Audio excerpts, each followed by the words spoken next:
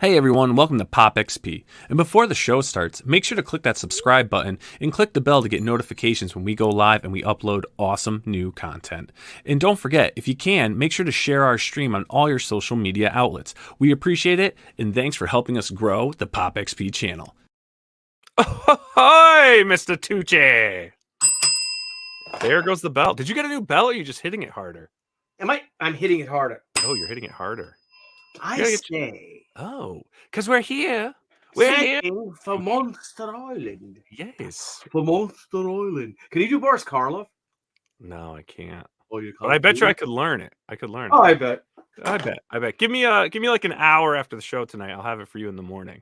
You've got to learn. Anyways, we're here to explore the mysteries and the history of this Monster Island. Monster Island! We have to do it because Graham seems a little bit under the weather. He says that he sounds worse than he feels, but dude, he sounds like shit. He sounds like shit, everyone, but it's a good kind of shit, you know? Because he's a solid shit. Like, he's here. He's ready. Yes. You know, so why don't we introduce the Eagle? Bring him in. So let's bring him in, everyone. You know him. You love him. We've got Graham Nolan in the house, and let's pick his brain on this thing that is Monster Island. I just want to say I ain't no pussy. The show must go on. The show must go on. Dude, we like said at the same time, Tooch. Yeah, I got a patch. It's Felix the cat. I can show it to you. And it's just Felix. He's like this. It says, "Don't be a pussy." Oh, yeah. Is Felix a cat in the public domain? I think so. I think so, yeah. Oh. What are you going to do with him? Bro, you should make a t-shirt of him like in New York City on a motorcycle. Oh, my God. That'd be a great idea, huh? What a great idea. Anyway, Monster Island. Monster Island, indeed. Let's do this. So, Graham, we're talking Monster Island. You've got... I've heard of that. You haven't heard of it? It's a great book. The creator's kind of iffy, but it's a pretty great book, you know? But some of the weirdest creators, you know, they just put together masterpieces. He's got a rough voice. What's that? Yeah, he's got a rough voice. He's got a George C. Scott voice from Patton. Yes. Sound like, what was that character actor? Shit. Oh, the Irish guy from... The guy from are you talking about the guy from he was in my favorite woman with shit, I got his name. I'll Come on, someone in the chat has to know. Someone in the chat has to know. Yes. But so, Graham, you've got Return to Monster Island. That's going to be launching on Indiegogo. You got that back. That's under your banner. But for those that don't know, I mean, you know, Monster Island, that came out initially, was it 1998? Yeah. All the way back in 1998. You know, you've been doing Batman stuff, you've been working for DC, and then you came in and then you self-published and brought your own story to the table. What I want to know is, at that point in time, though, right, in your career, you know, coming from all the stuff that you created, you know, being one of the best Batman illustrators of all time, you know, now to step into that, and now you've taken this idea of Monster Island and went on your own path. Where were you at that point in time? Excellent question. That's a good question. That is a good question. I was getting fed up with a lot of the nonsense, even back then, in comics.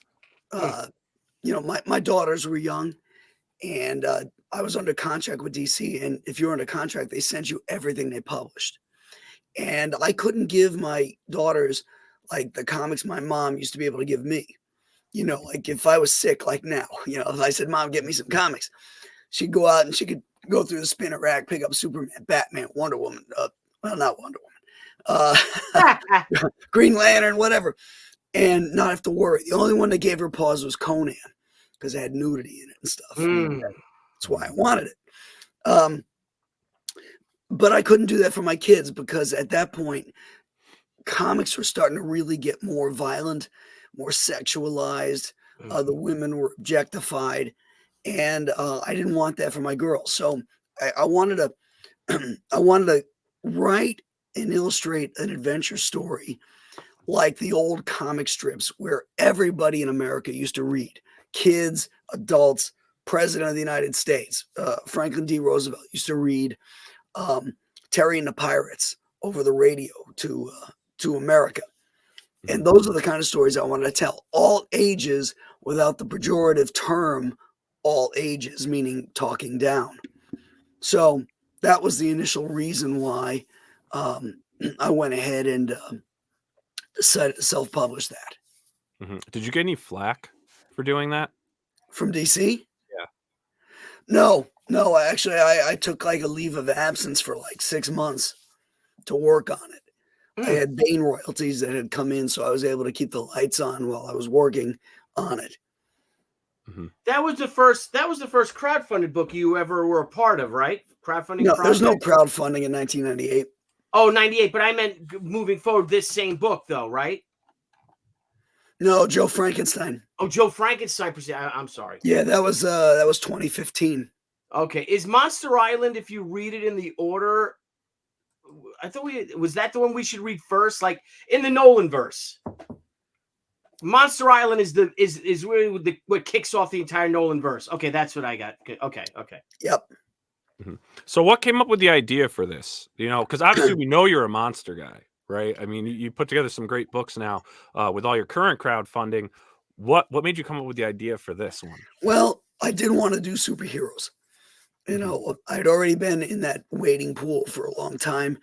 Marvel and DC have the monopoly on that. So I wanted to do something, as I said, high adventure. I was my favorite one of my favorite cartoonists in the whole world is Roy Crane and his strip Buzz Sawyer about an aviator, a naval aviator. And I wanted to do something. I liked airplanes. I liked sea adventures.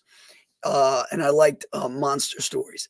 So I thought, well, what if I took Buzz Sawyer and merged that with Kirby Giant Monster Comics? And that was the impetus for it. That's so cool. I love that, man. And then you've got like, how many different like character designs did you go through? Because you have all these different monsters, you have all these different characters. I mean, are there any designs you didn't use in this book? Probably, but it was so long ago I can't remember. Yeah. I may have reused them for Return to Monster Island. Oh, there you go. And beneath Monster Island. Yeah. And then for those, when this came out, was this the original cover? Yes. Very cool. I like it's a wrap. It's actually a great wrap cover, dude. Yeah. Now, So what cool. year does this take place? And what's the premise? So what's going on? How do those that manly man and that galloping gal, how do they find their way to Monster Island? Well, the story opens up with them on a they're flying an F-14 Tomcat, aircraft carrier interceptor, and they come across this island. It's out of nowhere. It's not on their maps or anything, and they hit like a containment, or it's a force field, but it's really a containment field, which shorts out all their electrical circuits in their plane, forcing them to crash land on the island. And the island is actually a repository run by these creatures called the Gooch. And the Gooch, they take the island, goes around, and they're basically, just businessmen. And they take problem monsters off of different planets for a fee. And then they house them on Monster Island. And the containment field keeps them all in. And then they go across the universe. They have this system that phases the island out of various places and pops them into other places where they can make up pickups and all that other stuff. And it's on a timer. So once they crash land there, they find out, well, they've got 24 hours to get off that island before it phases to another part of the universe. Oh, wow. Oh, sweet. But there's also intrigue going on the island because there's been a coup and some people have thrown other people out. And so they make friends with this guy they call AWOL, absent without leave. And they help him get back control of the island, and they are able. Well, yeah. That's awesome. So what year does this take place? Well, it took place in 1998. Okay, hence the F-14. Okay. Yeah. But now, again, because of the island transports through universes and all, how does Monster Island and this story, how does it kick off the Nolan verse? Why is it the first book everyone, when the sign up sheet is there right now for the new campaign, but why should everyone buy this, and how crucial is it to the rest of the Nolan verse? Well, the thing about the Nolan verse is that all my stories are self-contained. There's threads that run through them. So if somebody wanted to buy only one comic, it wouldn't matter which one they picked, because they can enjoy it for that story. Yeah. But there's going to be Easter eggs and trails to other things that if they didn't know about, it wouldn't matter to them. But when you know. And that's the fun thing about it, is like when see, the second book to read after that would be Alien Alamo, because Alien Alamo takes place in 1957. But then at the end, it flashes forward to modern day. And there's an Easter egg in there where at the very end, the guy's looking at his iPad on a NASA site, and on a sidebar on news headlines, there's a little thing that says, NASA denies floating island over the Bering Sea. Mm-hmm. And that's how Return to Monster Island opens up. The island has returned to Earth, but now it's not sitting in the water. It's floating in the sky above the Bering Sea. Oh, that's cool. That's really cool. That's freaking cool, dude. So, all right. So, man, without giving too much, are those same characters that are in the first one, the two pilots? Do they return to Monster Island? Good. Yes, they do, because they had to file a report. And when this island comes back, they were off on leave. They were in San Diego on Coronado Island, just hanging out. And they get summoned. This time they were on the USS Ronald Reagan at first. Now they're on the USS Theodore Roosevelt, the big stick, because they're the ones that are out. That's the fleet that's out there in the Bering Sea. So they get called there. Now, what happened between the first one and the second one is that technology changed, and the Navy retired the F-14s and went with the F-18 Hornets. Yeah, which primarily are single-seat planes. There are some that are two-seaters, but mostly they're single seats. So I had to figure out a way to have my two characters back together in the same plane.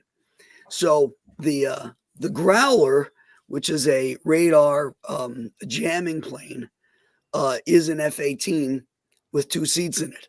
Oh, cool. Okay. So they assigned them to the Growler, so that they and the Russians are there too. So the Russians are trying to get in to the island because it's alien technology. They want to get on this island before the U.S. does.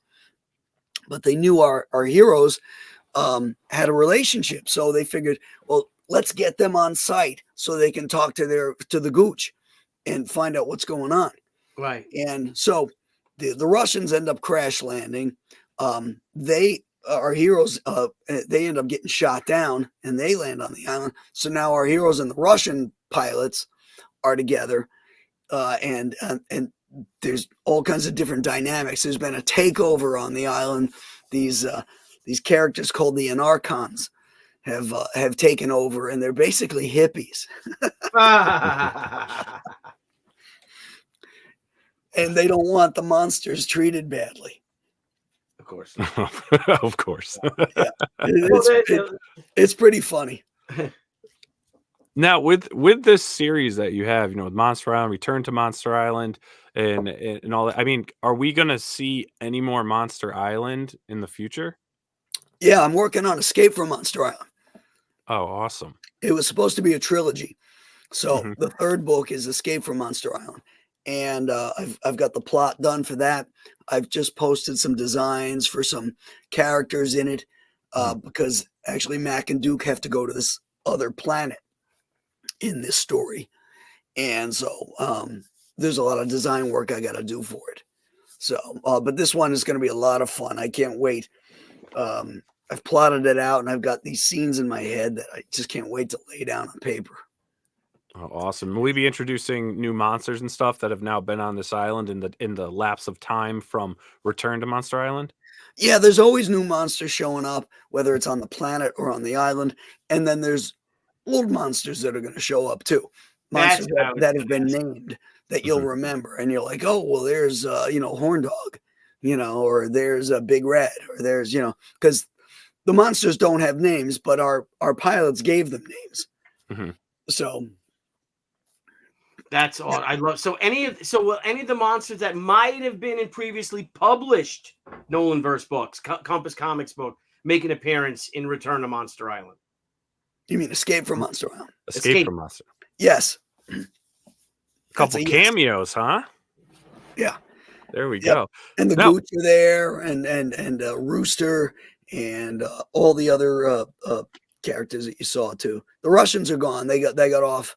They got off in the last book. Now, talking monsters in the new book, and there's always new monsters.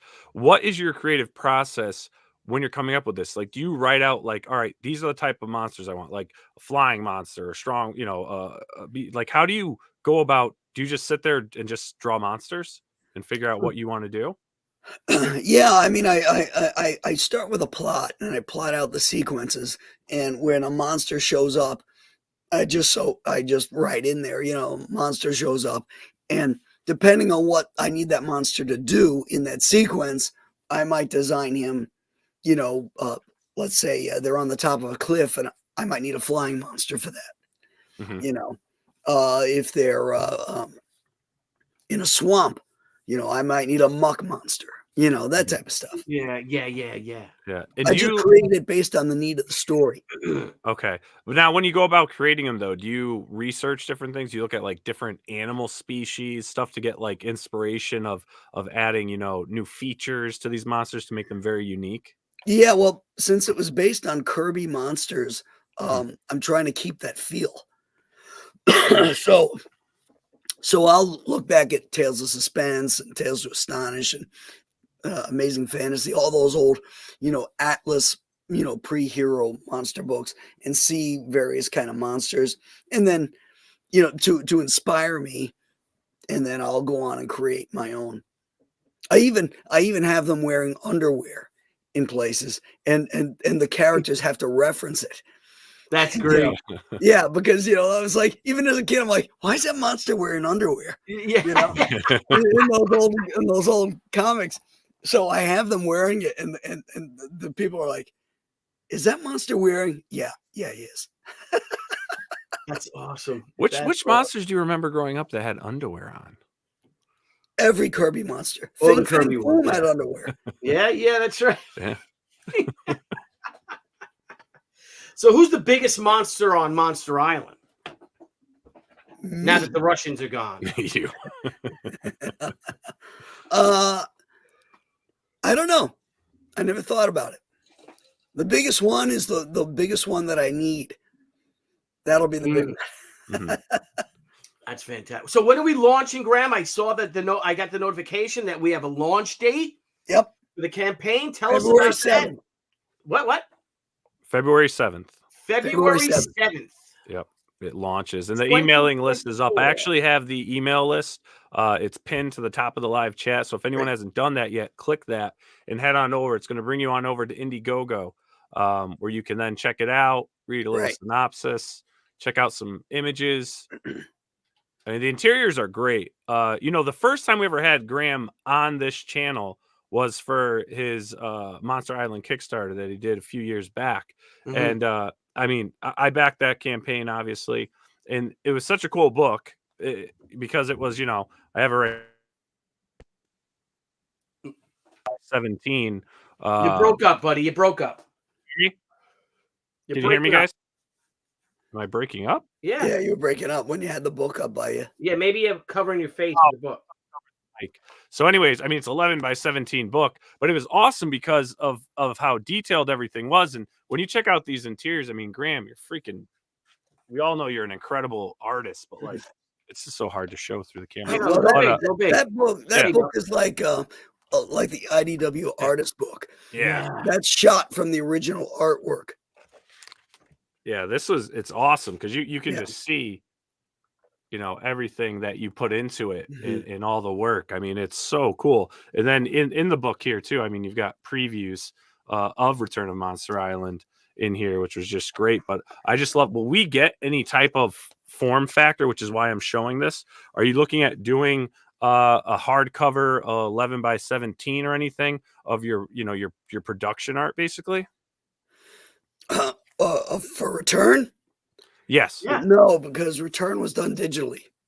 Oh wait, no, that's Oh. wrong. That's not true. That's not true. I forgot that I actually did that old school. And so I'm doing Escape the same way. I'm doing it old school, paper on board. Very cool. So yeah, eventually I will do an artist edition of that one as well. And then maybe do like a collection of the trilogy artist edition, but there'll also be an omnibus collecting all the stories, the printed versions. Mm-hmm. Yeah. Fat Samurai said we need a Nolan versus omnibus. Yep, that's coming, buddy. Oh yeah, that's going to be a good one. You know what I'll do too in the omnibus is like it'll be if I do it as the Nolan versus omnibus, I'll put all the stories in the order. Yeah, that you're supposed to read, not how they great. came out. Yeah, you know. Yeah. So Graham, we have Return to Monster Island is your first crowdfunding campaign for 2024. What else do we have moving forward for Compass Comics in 2024? What's your publishing plan? And I got to tell you, we've had this conversation. You know, I have a She Epic story I'm trying to finish.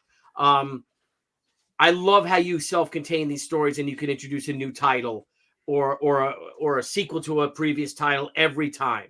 Right. So what's going on for Compass in 2024 into 2025? Well, 2024 is the year of Monster Island. So, excuse me. Escape from Monster Island will be the next one. Oh, okay.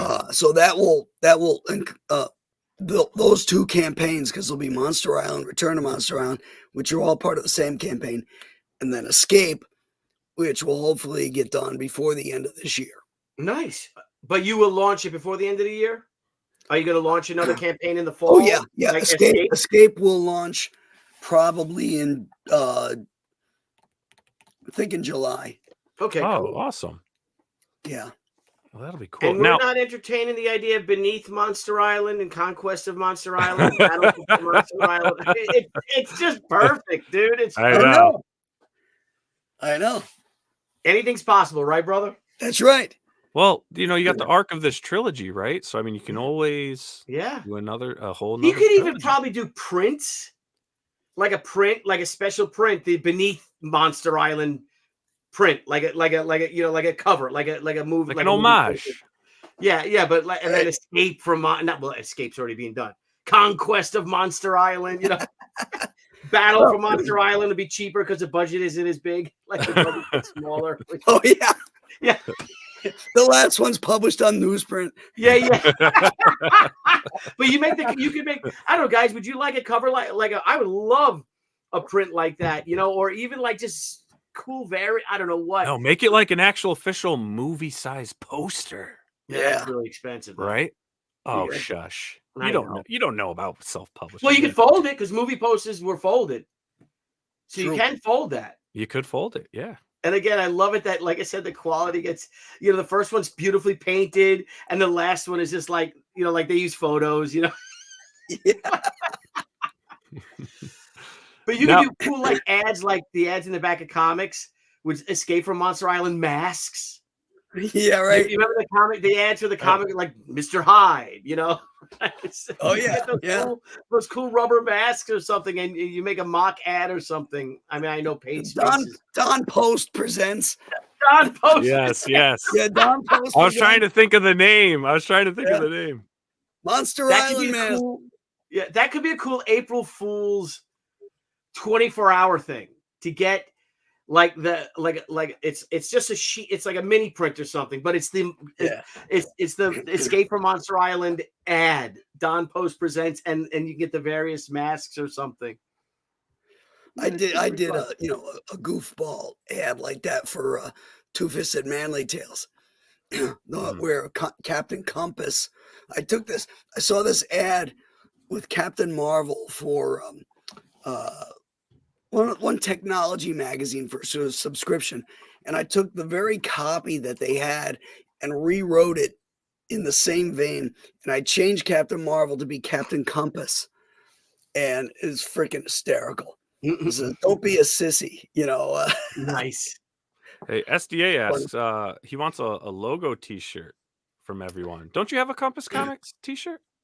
Oh yeah. There was a logo Yeah. T-shirt for the Ghost of Metacumba Key campaign, and I'm actually making. See, the thing with Monster Island was that, if you look at the cover there, that the logo's blue on Monster Island. Mm-hmm. The Compass Comics logo since the Chenoo has always been red, but for all Monster Island books, it's blue. So for the Monster very Island cool. campaign, I'm doing the blue shirt, Oh, that's a good idea. Oh, the nice. blue logo shirt. So it's gonna look really cool. She's got some Crusade shirts, Tooch. Dude, I know. Yes, We'll yes. do it for this campaign. 30th anniversary so boom. There you go. And Crusade Comics. So Graham, you've got this great book. It's been around for a while. Any famous people ever read this book? As a matter of fact, yes. I was with a friend, and I went to see one of those Star Wars previews. Not previews, the prequels, the ones that Lucas made in the early 90s. Or no, I guess it would be late 90s, right? Yeah, it was late what, 90s. 7. Mid to Well, late? yeah, it's 99, I think it was, right? Or Yeah, early yeah. 2000s? 99? Yeah. maybe? So 98? I'm sitting at this pub, and I Okay. get a call from Julie, and she says, this woman from Creative Artists Agency called, and she wants you to call her back right now. This is like 9, 10 o'clock at night. I'm like, really? All right. I'm at this loud pub after I'd seen this movie. I'm talking Excellent. Star Wars. So I call her back, and it's Bertie Lissom, who is one of those power agents for CAA. And she had told me that she had taken Monster Island to Steven Spielberg. And she stood there and gave it to him and sat there while he read it. And he put it down. And he said, "This is how we should have ended Jurassic Park 3." No shit. Yeah. That is cool. So DreamWorks wanted to option it. So they had their attorney call me. I told them what I wanted. I wanted all publishing rights and all that kind of stuff. And they were cool with that. No problem. So they said, okay, we'll make the adjustments and we'll send over the contract and all that, blah, blah, blah. So I'm waiting and waiting. Finally, I'm waiting and waiting. So I called the guy. I said, hey, I'm still waiting on that stuff. And he goes, yeah, that's not going to happen. I'm like, what happened? He says, there was a firing. So in Hollywood, when executives get shit canned, everything that's on their desk goes with them. And the reason is because nobody wants to come in that narcissistic world and have a hit that was started by somebody else. Oh, wow. Of course, they're assholes. That's why. Yeah. Now, this may be a hard question, just talking about, almost having, having that prospect there almost happen. Out of all the books you've done, if you had the opportunity to make one of them into a feature film, which one would you select first? Chenoo. Interesting. And why is that? The Chenoo, I wrote the Chenoo as a movie. Okay. And it would be an awesome film, not that expensive to make. There's not too many sets. It wouldn't need, it could be a little bit of practical effects, some digital for blizzard conditions, that kind of stuff. But that's it. Would not be an expensive prospect.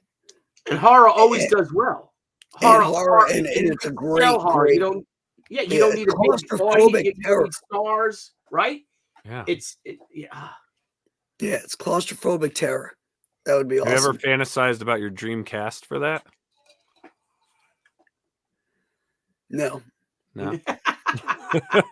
When Monster Island, though, when you were in talks for that, did you have any opinions on who you'd want to play those characters? You know, back in that era, that time? No, No, never crossed your mind. no. The Mr. only one that Scala, I Mr. did have, the only one that I did have is when I created Joe Frankenstein. Mhm. Joe was Justin Long, Okay. Mm.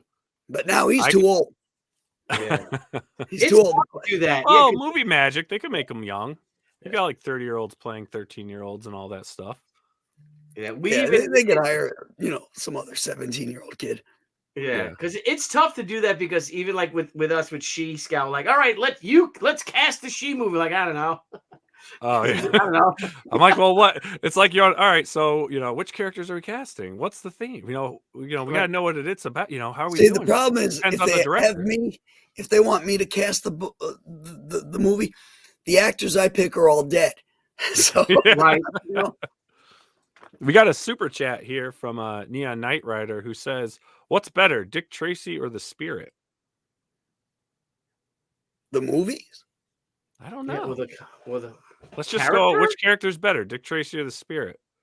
I I like say Dick Tracy. Tracy's got a great rogues gallery. I like Dick Tracy. Yeah. I like prefer them Dick both. Tracy. Yeah. I like them both because I love Eisner. Well, who doesn't? Everyone loves Howard Chaykin. Shaken Oh does yeah, not yeah. love. I don't know that story. He Or do I hates want Eisner. He just hates Eisner. When you talk to him, it's almost like he But hates not as an everyone. artist, I think just as a person. Oh, really? He doesn't like him as a. Yeah. I hate that Will Eisner. Yeah, when you That'd talk be to great. Chaykin, So though, it everyone seems like go he to hates everybody. who was his assistant? Who was the black character that he drew him? Will drew him really Ebony. great. Like who? Ebony. Ebony. That's when you guys were ever at a comic convention, go to Howard Chaykin and ask him to do a commission of Ebony. He created a black assistant and named him Ebony. Yeah, Oh, it's and awful. he It's was awful. just terribly racist looking. Yeah, it was a different time. That's for sure. Holy But crap. Billy Batson also had a black friend that DC never reprints. And I can't remember what that character's name was, but the same thing, the big white lips. And, he used to help Billy over at Station Whiz or whatever. Mm. Mhm. Jeez. Yeah, Knight Rider says in reprints they colored him white. Interesting. Oh. That's I've never interesting. seen the reprints. Incredible. But so Graham, now, so we've got the campaign that is coming soon. We've talked about a bit of the history of what you've done, how you've put this together, what inspired you to do this, and you've got your trilogy set. With this book and this being a trilogy, and you're moving into the you're funding this one, right? And you're coming into the third book, which is going to be launching in July. Are you feeling any certain way? Like, do you think you're going to feel a big amount of closure with this story once you get that third book crowdfunding? Well, it'll be nice from the perspective that I could collect them because it's a self-contained overarching storyline now. But that doesn't mean that there won't be more Monster Island. But I think what will happen is that the story thread of the aviators, Mac and Duke, will end. But the island still goes on. It goes to another part of the universe. So it's the island that can now have new characters come in and new stories around that. And that could be a whole nother trilogy. Yeah. Now with Mac and Duke, speaking of that, having it's a guy-girl duo here. What was it always a guy-girl duo, or was that something you were like, what, I'm gonna put a male role and a female role in this? It was always designed to be that because I wanted a romance too. And that was part of it. I mean, as I said, I was a huge Buzz Sawyer fan. And Buzz always had Christy, his girlfriend, eventually became his wife. And their relationship was like one of the best I ever read in a comic strip because it seemed so organic and real. Mhm. You know, how they Yeah. interacted with each other, busted each other's balls, or were very doting over one another. Unrequited love at times, you know. I always thought that it was, for a comic strip, it was well written and really tapped into a great romance.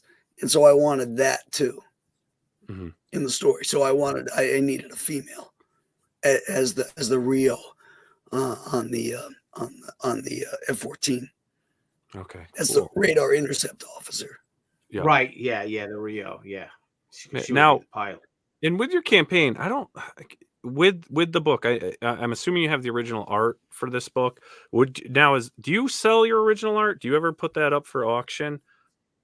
Mm-mm. No. I stopped selling it about 30 years ago. Mhm. But I did have some pieces go up on Heritage recently. But I own every piece of art for Monster Island. Okay. So then you could actually make, once this is done and you do like an omnibus or an artist edition, I mean, you could really put every fabric of the production of this into one book. Absolutely. That's cool, man. And Yep. do you have, so then like with Kept your it all. your character design sheets and stuff, I know you've shown some of that stuff off. When you would put that book together, is that something you think you'd put in there, like your whole thought process, your character design, stuff Oh like yeah, that, going in with original absolutely. pages and all of that stuff? Yep. I have comic strips because I reformatted the original Monster Island as a comic strip and tried to sell it to syndicates as an adventure strip. Hmm. And what happened was they all loved it, but they said they can't sell continuity strips to newspapers. But as it Huh? turns out, I ended up getting a job from King Features on one of their existing strips, so Rex Morgan, MD, on the strength of my submission. Hmm. Now, would you consider doing that again though? On your own, like you've been doing, like, posting up maybe a new strip of Monster Island, maybe on social media or anything of that nature? No, but what I have done is I do have a weekly strip, Sunshine State, Mhm. and Yeah. I had my Sunshine State characters go to Monster Island. Yeah, I remember that. Yeah. Yeah. Yeah, and Yeah. You that's got going to to be include in them the in the book. Nolan verse, right? Oh yeah, yeah, Yeah. they're going to be in the book. They're secretly the ones Awesome. running the Awesome. island. Yeah, That would be Yeah. hilarious. yeah. Mel and Dink pulling the Yeah. string. Yeah. You just see them sitting there in their lair, hanging out. That's awesome. Now with that strip that you do with that, I mean, are you as regular with that as you have been in the past? Or has that What, been on like Sunshine a hold? State? Yeah. Oh yeah, every week. Mhm. Every week I That's- publish a strip. Yeah. Is that the one you draw like Saturday morning or Sunday morning? Don't you? Yep. Yep. Oh, My weekend. we got a great super chat here. This is from Evil One, $5 super chat. Thank you, sir. I know you guys don't pay attention to my Facebook page, but my dad is in the hospital for his heart and Oh. just wanted to say I love you guys, watching you to calm down. Well, Evil One, we really hope the best for your father. We'll have him in our thoughts and prayers, and I hope everything's going okay. Yeah. Prayers to your dad. Jeez. Yeah. Yes, Very definitely. sorry he has to endure this. Yes. Hang in there, bud. Hang in there. Yeah. Hang in there. But yeah, so that's great, man. And Graham, your voice, buddy. How are you feeling? I feel great. It's all in my larynx, Yeah. and I'm out of bourbon. Are you really? Are you out of? Well, I'll just are have you to drink out water. or are you out or just that Oh glass? no, I'm just empty. His glass is just empty. Didn't Graham do that? Did you do so I just got a couple questions here. Fat Samurai, didn't Graham do the Phantom too? Yep. Yep. 6 years. Very nice. What And year that- did the Phantom debut? Is he coming close to being in the public domain? I think he is in public domain, isn't he? He is in public domain. He's not in public domain? I thought he was. Well, it's got to No. be 1928 He is. because it's been in publication. So I think didn't the Phantom debut in like 32 or something? Something like 1932. 33. think it's 32. Yeah, I'd have to look it up. And then Neon Knight Rider, did you draw the first appearance of Bane, and do you still have it? If not, what did you sell it for? The answer is yes, and the answer is yes, I still have it. Very nice. Is it framed? Do you have it framed? Is it hung up? No, the first drawing of Bane is a sketch in my sketchbook. Oh, cool. Oh, The 1936. the first the actual approved design of Bane that I did sell. Mm-hmm. How different did he look from your very first incarnation of him to what made it to press? He was 99% accurate. Oh, really? Oh, really? Oh, wow. Oh, that's cool. The only difference was the mask was open. Like his nose, it was a wrestling mask. So his eyes, the nose and mouth were open, and he had more wires. But that was it. And you're like, I'm not drawing all these wires. And they just seemed like superfluous. Like it'd be giving people more chance to fuck them up. Yeah, that's right. Yeah. Well, now they make them with a lot more wires and a lot more veins, just bulging. Now, Graham, I always wanted to ask you this, especially recently and getting to know you and, following all your self-publishing you've done, and you've stuck with, pretty much kind of a sci-fi horror monster route with things. Are you looking at any other genres to put into the Compass Comics universe? Superhero, crime, anything? Well, I mean, I did adventure with Two-Fisted Manly Tales. Mm-hmm. That wasn't horror. But and I'm kicking around an idea for a superhero book, but I'm not completely sold on it yet. Yeah. What do you guys think with superhero books in crowdfunding? Do you think that's actually a hard genre to get a very successful crowdfunding book with? And I asked because I just saw a couple. I've read some threads of some people talking about the genres of what's needed in crowdfunding books, what's actually probably the hardest to sell, and a lot of people said it's the superhero books that seem to be the hardest to get people to really get into. Well, isn't Malin's thing? Malin's thing is a superhero book, and his is done killer. Yeah. Yeah, that's. I think it comes down a lot to personalities. Kickstarter, I think sex sells. I think the sexier a lot of books on Kickstarter are like bad girl type books, and they're doing well. I think over at Indiegogo, a lot of it has to do with personalities. I think it's very personality driven. Mm-hmm. What do you guys think? You mean like creator personality driven? Yeah. Yep. Well, yeah, I think a lot of the creators on Indiegogo that are very successful have also been very successful in social media and building up platforms to bring in a lot of those fans. Kickstarter is undeniably, whether you like it or not, is like the champion of crowdfunding because that's all people know. It's brand recognition, and that's where people go to actually discover stuff.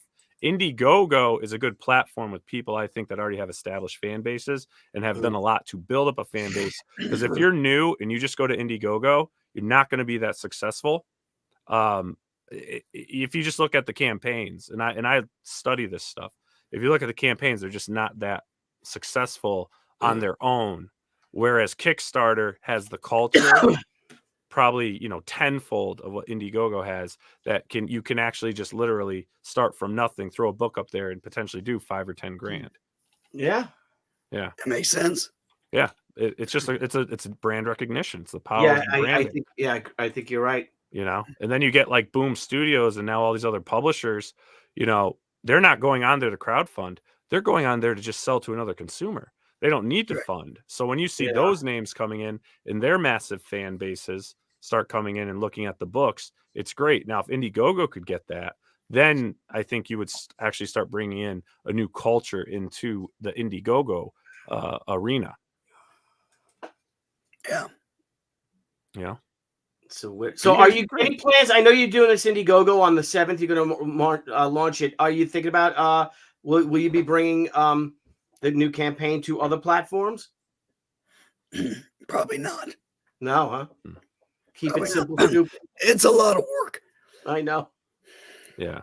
And my wife wants to kill me. My wife would too, because she handles Yeah. fulfillment. Yeah. Well, you guys are using, so when you do fulfillment, you have a space now, don't you? That you usually typically use to get all your Yeah, fulfillment we've stuff outgrown done? it. We need bigger space, actually. Oh, Yeah. yeah. How's the because you got to store stuff there too, right? Yeah, So you got to have your inventory. how Because is you really got to overprint, because the more you print, the lower your cost per unit is. yeah. So regardless of what you do on the campaign, it behooves you to overprint so that you could sell it on your like on my website afterwards. Yeah. People discover it later on. They hear Yeah. buzz, or they don't know about crowdfunding, and all of a sudden they find out about Compass Comics. They go and, hey, all my books are there. Yeah. Do you see good sales on your own direct market of selling off your website? Oh yeah, Yeah. Oh, it that's does good. great. It does great. Yeah, we have to start really pushing hours. I mean, Brian Polito every week has something new a new product up on his website.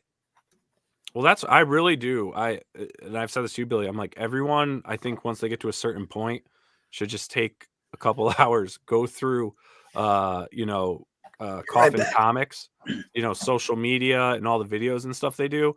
Because once you're at a point like you guys had to really, you're working out of your house, your home studio. Now you're in a space, now you've got your own space that you guys are doing things because you're expanding.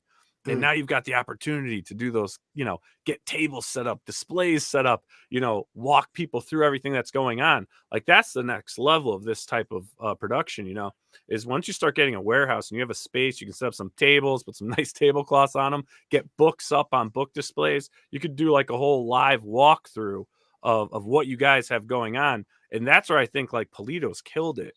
It's like his own home shopping network. Yeah. It's a lot of work though. Like you need, as we grow, we were talking about that. We need someone that could do that for us, Yeah. every day. Cause like Graham, as we've talked when at Compass Comics, art department's not working, is working. The writing department's not working. Yeah, exactly. It's just, that's just the way it is. So you need someone that could do those dedicated things and get books out. We're working on, I have to draw, the week's almost over. Wednesday, maybe I could do it Friday. Our Valentine's Day edition. We're going to do a 30th anniversary Peekaboo Valentine's Day edition. And that's just a lot of work, that's just a whole nother thing. You me to do a cover. It's just it all adds up. There's only so many hours in the day. So well, definitely that's why we need. And when you get that help. growth, you get that staff or part-time staff. I mean, that's again, you look at Polito's I'm not coming operation. anywhere near your staff, Scala. Come on, it's a good sized staff. We can get things done. I'd like to have you on my. I'd like It's to see an you on Italian staff. Yeah. It's like a tuna can. But let's see what we got here. Matthew White, CG creators, Kickstarter is not CG. I back you based on what I see that you stand for on streams. I keep backing when the sorry/art is good. Say again. Let me say again. Read that again. CG creators, Kickstarter is not CG. I back you based on what I see that you stand for on streams. I keep backing when the sorry/art is good. Story. I think it's story. Yeah. Well, that's again that it's a lot more personal.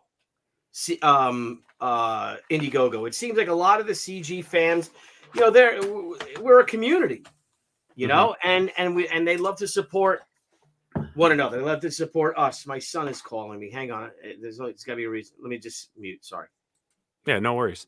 So Graham, now with we're talking about crowdfunding platforms and everything. What I wanted to ask you is, you got into the crowdfunding, you've grown a social network, your YouTube channel's growing, you're accessible on social media. How has the growth been? How has your daughters, your wife, how has everyone been observing everything you're doing? I'm assuming they're very proud of you. Excellent. Well, my daughters are all out of the house, grown and married. So they don't know what the hell I'm doing. And Julie works for me. You know, she is the queen of fulfillment. So, Yeah. you know, we've got this little family-run business. Basically, is what we're doing. Yeah. You Does she know, have and- help, Graham? Does she have help at the office? Does she have someone coming to the office and helping her? Oh no, she does it herself. Wow. Beast Yeah. mode. She's right now. We're waiting for the books to arrive for Ghost of Metacumba Key. So she's been taking bags, putting boards in, putting all the extra goodies that go in them, and getting all that. She's got she's gonna get 1,500 of them all set up. So when the books come in, bam, books go in the bags. Everything's already in there, into the Gemini mailers and out. Excellent. How Graham, how do you feel about stretch goals? And I know we're coming up on the hour. Do you prefer stretch goals to actually put them back into the book? And maybe that's something for the viewers out there as well. Or do you like trading cards and cool things like that? What do you? I think fans like some of that stuff, and I think some of it is too much. But and I've tried to cut back on that.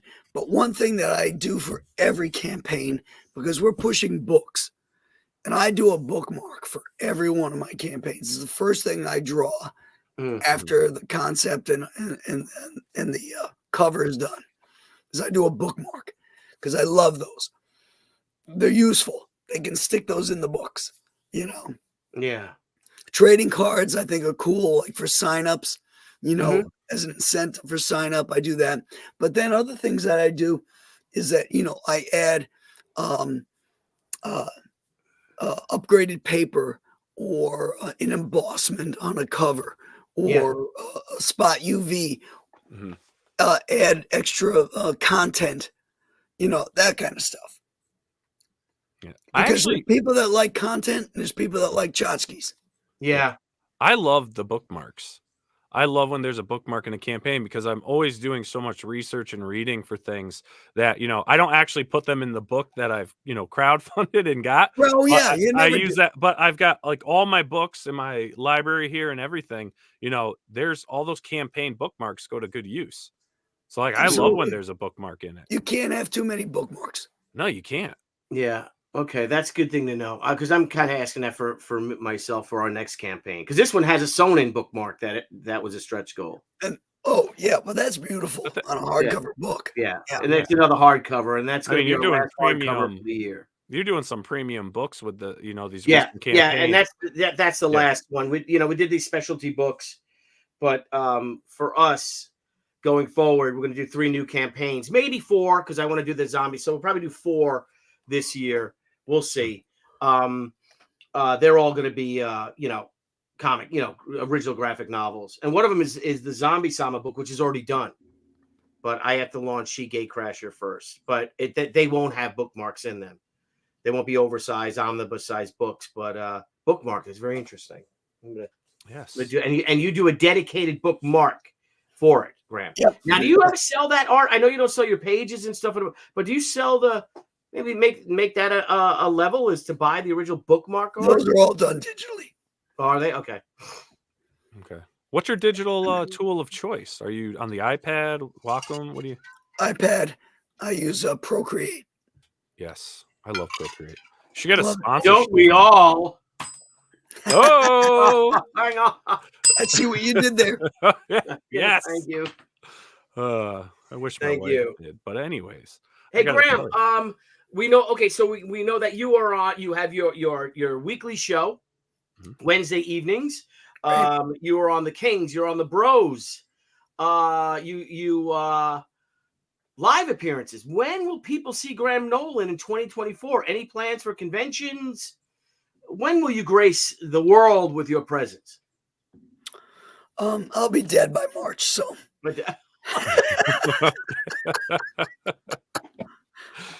Sign up for that emailing list now. Get it quick. Back early, back often. Yeah. There's not much time. I don't have any cons on my list right now.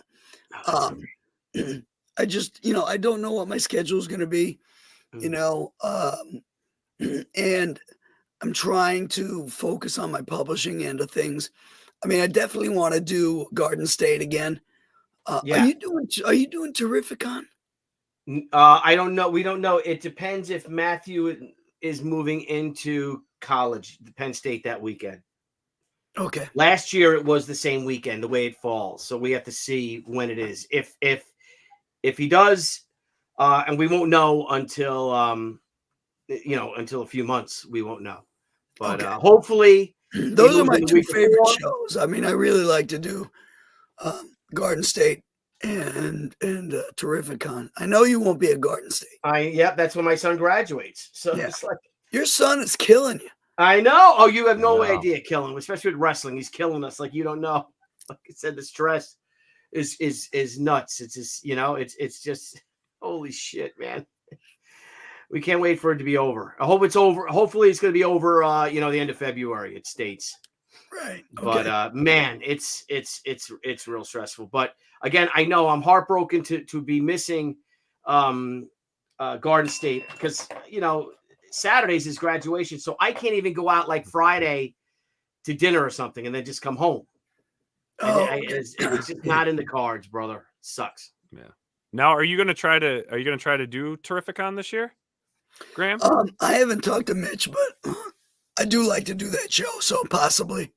Yeah. Man, that's cool. Yeah, I'm gonna go to Garden State either way. I think. Oh, good. Yeah, because I've been talking to a few other creators that I think are gonna try to get in there, so I'll probably go down and hang out. Are you going to go to Terrificon since it's like an hour away from your house? If Graham goes, I'll probably Or not go. even? It depends. I like to go like when I know some of the creators and stuff. I mean, there's a lot. I know most of the creators that are going to be there, but I also want to be able to like hang out. You know what I mean? Yeah. And a lot of guys, they get their plans set up really early. Yeah. And they're all going to go out. There's a lot of creators that I don't want to run into at Terrificon, so I'm not sure about that one. Well, he's been he's already. I mean, it's not till this summer, and he's already promoting the guests he's going to have. And I mean, so far he's definitely got a lot of big names coming. Oh yeah. Yeah, it could be a good show. Who knows? Yeah, it's always a good show. It always is a good show. Graham wants to kill some people there, so that'll make it a great show if he goes. Well, we just got to get a couple. Just get Graham his whiskey. He'll be walking around the show lit with a cigar in his mouth. Like, Yeah. Fuck you. Fuck you. And he just throws him into that big glass. Right? Where were you when I needed you? He's wearing a Bane mask that's like crooked. Fuck you. Oh, fuck you. Down the escalator with you. Drunk Bane. They're like, that's Graham Nolan. That's not Graham Nolan. I just saw Graham Nolan's outside having a cigar. That's not Graham Nolan. Yeah. Oh, yeah. Another super chat here from Ray Barker. $5. Thank you, sir. Graham Nolan and Billy Tucci are two of the nicest guys in comics. They deserve support. Their books are better than anything you'll find in mainstream. God of course. Thank you, Ray. God love you. Thank you for that. Thank you, Ray. Very good. And thank you for that $5 super chat. Yes. And Graham, thanks for hanging out with us. I know you're losing your voice, but it's been an it ain't getting any better, pleasure to guys. chat. So, hey, thanks, Chad, for putting up with me. And sorry about this, but it just came on today, and it's just been getting worse as the night goes on. Yeah, Sign up, and you won't regret it. Here, man. Everyone. Here.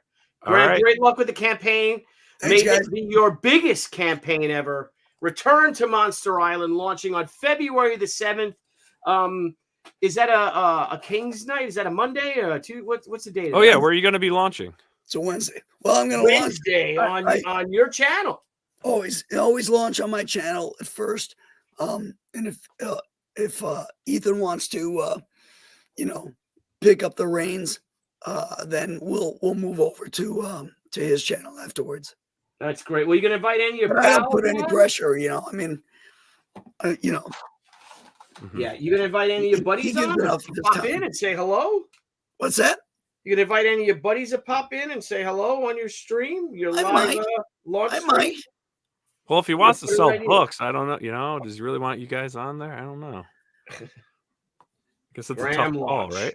What time you launching, buddy? I don't got a time yet. Okay, cool. All right, cool. Well, I'm sure we'll see it posted up on social media. Oh, absolutely. Yeah. And tomorrow night, everyone, we're going to do a bit of a double header. I've got Adam Lawson coming on talking Jawbone Death with myself, Phil Diaz. Rainey will be on. We're going to chat with him, hang out for a bit from 8 to 9. Then at 9 o'clock, it's Thursday Night Live with Billy Tucci. We'll be joined by ClownfishTV.com's Aaron Sparrow. And we're going to be talking, Yeah, we're gonna have Chris Brawley on and JC Vaughn, and I'm gonna put it out there to the bros because it's not just the death of comic book journalism. Is it the death of journalism as a whole? Journalism's dead. Yeah, already. Great article on clownshishtv.com by Mr. Sparrow about that, about the death of comic book journalism. So we're gonna discuss it in depth tomorrow. Fantastic. And drinking because it's Burns night. It's the birthday of Robert Burns, Scotland's greatest poet. I think he was actually voted the greatest Scot ever. And he's the one who wrote Graham Nolan's favorite song, Auld Lang Syne. And we're going to sing that song 10 times on the show. It'll be the new Henry VIII I Am. Every time Billy hits the bell, you take a drink and sing. Yeah, we got to. No one knows the damn words of that friggin' song anyway. Yeah. All right. Well, Graham, thanks again for hanging out with us, sharing some of the history. Thank you so much, guys, for having me. Much appreciated. To it. Always a pleasure. Feel better, brother. Talk to you guys later. All right. We'll see you guys tomorrow night. Have a good one. Good night, everybody. Bye. Hey everyone, thank you for joining us on Pop XP. If you haven't already, make sure to click that subscribe button and also click the bell for notifications when we go live and we upload some awesome new content. Also, don't forget to head on over to Twitter and follow us at the Pop XP and over on Instagram at the Pop XP.